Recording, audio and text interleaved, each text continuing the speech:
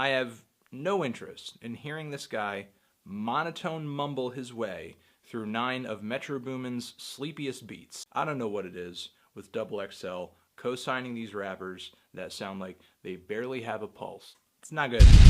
I can only give 21 Savage so much credit on the style front because it's not like he's the first rapper to ever do like the spacey, outsider minimal thing. You know, there are other artists out there like Ka and Rock Marciano who are similarly laid back and minimal. Obviously, they come to completely different artistic and lyrical conclusions than 21 does, but I mean, it's not like the foundational ideas of what make him special as an artist are that hard to come by. I'm feeling a strong 3 to a light 4 on this thing. Overall, I think this project is pretty entertaining. It's pretty good.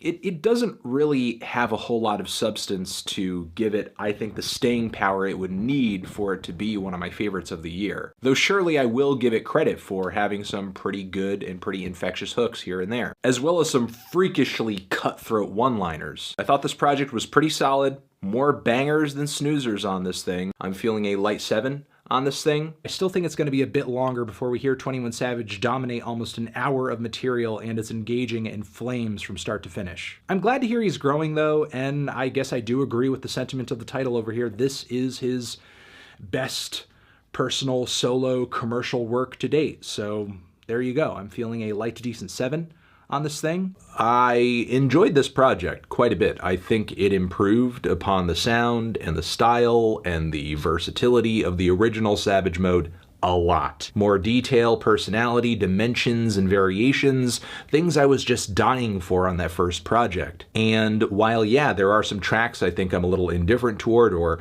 are just sheer duds, there's nothing really here that wouldn't make me excited to listen to a Savage Mode 3. Feeling a light to decent 7 on this one. Much of this album is actually tasteful, entertaining, cool to listen to, and not nearly as corny as it could have been. Spare those jabs at black women that just didn't really need to fucking happen. In one breath, I could say this is Drake's best output in years, but in another, consider what his output has been over the past several years. So even if this is a big improvement, what does it really mean? Look, all I really do know is this album has quite a few bangers on it. Well produced, well performed, very catchy, very cold, very mean, and if you could somehow see yourself through the toxicity of it all, I think you will get quite a bit out of it. But if not, and you want to pass on it, I don't think there's anything that you're really truly missing anyway. I'm feeling a decent 2 strong 6 on this one.